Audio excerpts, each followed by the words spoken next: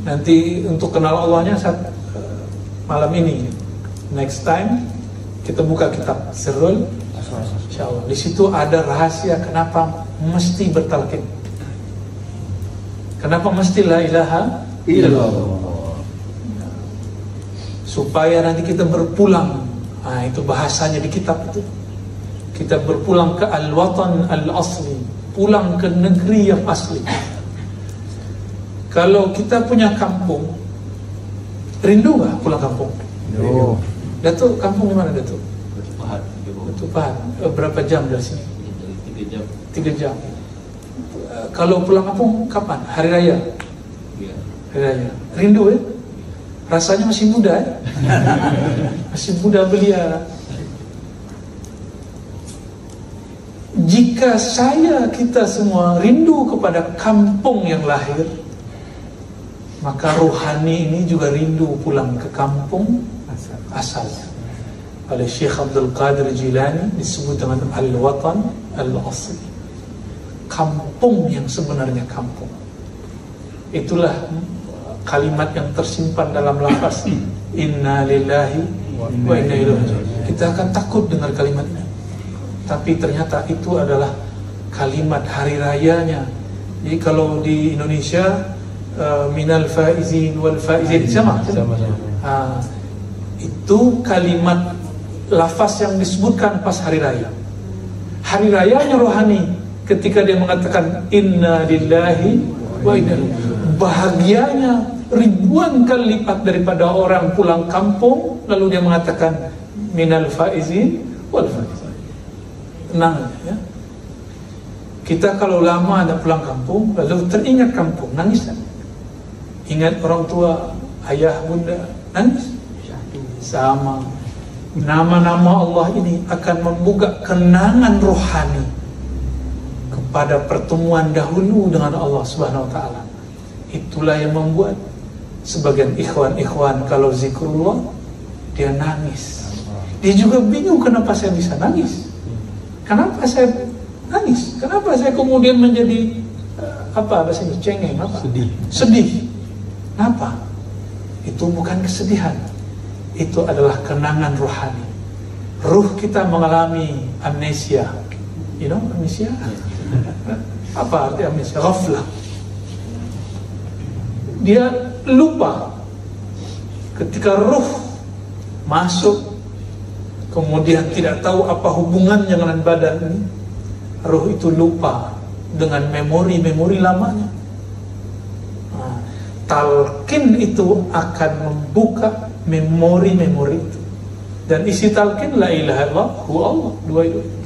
Dan saya mengatakan awal pembuka ma'rifat simbolnya ada dalam hu Allah atau la ilaha illallah. Mau soal jawab atau saya lanjut? Soal jawab. Soal jawab Pak insyaallah. Oh nanti insyaallah. Sekarang lanjut. Boleh soal jawab waktu Soal jawab. Kalau selama terus rasanya belum. Oke. Kalau soal jawab. Soal jawab biar nanti muncul topik baru. Ya, nanti kita. Baik. Fadhal. Siapa yang mau tanya? Saya tanya. Fadhal. Terus jadi gambar. Baik, fadhal. Silakan. Halal. Pertanyaan saya adalah Nama tuan. nama saya Asgad bin Suud. Tuan Asad. Ya. Pertanyaan saya adalah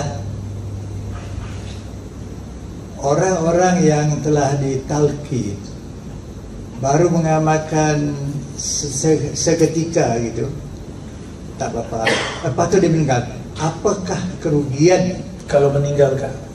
besok dia meninggal, letak diamalkan, dah separuh jalan dia tinggalkan gitu.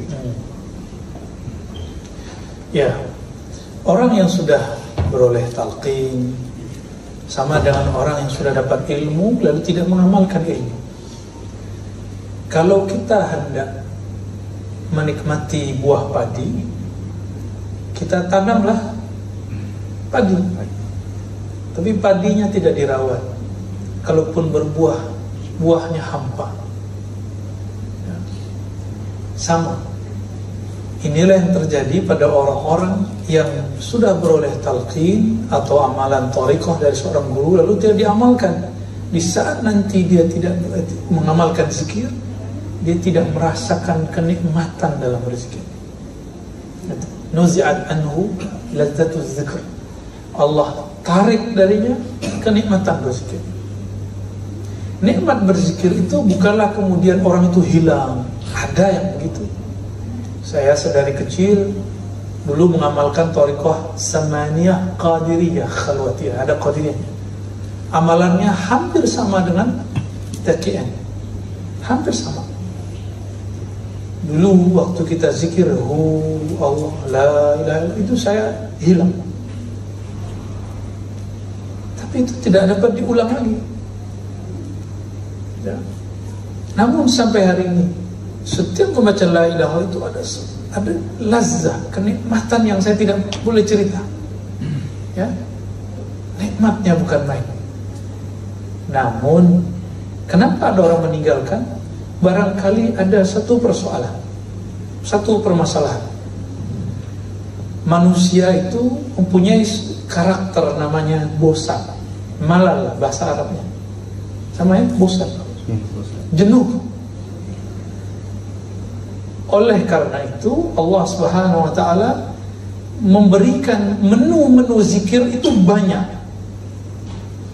Mohon difahami, zikir-zikir yang diajarkan oleh imam-imam thariqah Naqsyabandiyah, Qadiriyah, Idrisiyah, Syadziliyah bukanlah untuk membatasi zikir. Itu hanya contoh berzikir. Supaya murid terkait dengan nama Allah, maka dibuatlah wazifah. Dari mana saya tahu ini? Dari kitab Imam Al-Ghazali, Ihya Ulumuddin. Beliau mengatakan, zikir pagi sore sekian kali, baca ini baca itu untuk murid yang kalbunya belum jinak, belum betul-betul mengenal akan Allah Subhanahu wa ta'ala. Apabila dia betul-betul telah kenal Allah, maka zikirnya tiada batas. Dia tidak wajib lagi melakukan wazifah pagi sore ba'da sholat. Tidak. Kenapa? Satu nafasnya zikrullah. Inilah kenapa tidak dianjurkan, tidak diperkenankan bagi seorang murid pemula sering-sering atau terlalu dekat dengan wali-wali atau syekh-syekh mursyid. Karena syekh mursyid ini sudah usul kepada Allah, dia sudah santai, dia tetap mengamalkan syariat, namun dia tidak perlu lagi zikir keras-keras karena kalbunya sudah senantiasa mengenal Allah Subhanahu wa ta'ala. Inilah yang dikatakan oleh imam-imam Abu Yazid, Imam Junaid, imam-imam terdahulu. Apa kata dia? Jika murid-murid pemula melihat kita hari ini, la kafaru, tentu mereka akan kafir ya. Kenapa? Atau tazandaku, mereka akan zindik. Oh, orang kalau sudah usul tidak perlu lagi sholat sunat ya? Orang kalau sudah usul tidak perlu zikir thariqat. Itu pemahaman dia. Si murid jika salah, faham. Tidak usah jauh-jauh. Tadi sholat khusyuk kan? Insyaallah enggak yakin ya. Ya, berarti wazifah harus diamalkan ya. Ada sholat pagi sore, khatam, harus rutin. Kalbunya belum jinak.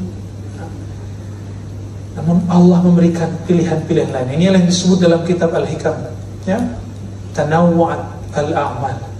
Kenapa amalan zikir itu beragam-ragam? Karena manusia itu suka bosan, suka jenuh, maka diberilah zikir yang lain. Ada zikir subhanallah bihamdihi subhanallahil azim. Nanti kalau next time jika tidak berbenturan dengan tasbihnya atau tawassulnya, saya bimbing nanti zikir. Ada zikir namanya wirdul asas, al-wirdul asas. Mulai istighfar, bersama-sama istighfar, ada tahlil, ada sholawat bersama-sama. Kemudian ada lagi baca hauqala, la haula wala quwwata illa billah, ada subhanallah bihamdihi. Ada beragam-ragam ya. Dan itu ada thariqahnya, ada silsilahnya semua. Nah, itu bisa menghibur rohani kita. Contoh lain, Kalau tiap hari kita melewati satu jalan atau kita kerja di satu tempat, jenuh 1 tahun. Kau usah 1 tahun, 1 bulan jenuh.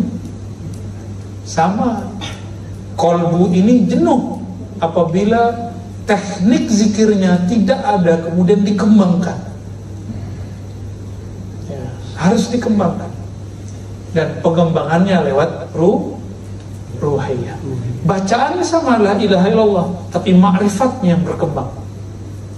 Awalnya la ilaha illallah, la ilaha illallah, nanti dari zikir yang diambil dari pusar ke ubun-ubun, di bawah ke kanan, ke hunjang ke kolbu, dia sama, tapi pemaknaan yang bertingkat. Inilah yang membuat seseorang segar secara rohani. Maka menurut saya, jangan hanya menitik beratkan pada riyadhah amaliyah zahir, harus juga riyadhah qalbiyah, latihan ilmu. Ya, Allah simpan ilmu itu di dalam sir yang di qalb. Gitu ya. Wallahu a'lam bis. Kita doakan kawan-kawan ikhwan kita yang meninggalkan amalannya, semoga Allah berikan kesadaran nur di qalbunya dan dia kembali ke jalan Allah dan kita diistiqomahkan oleh Allah Subhanahu wa taala. Ya.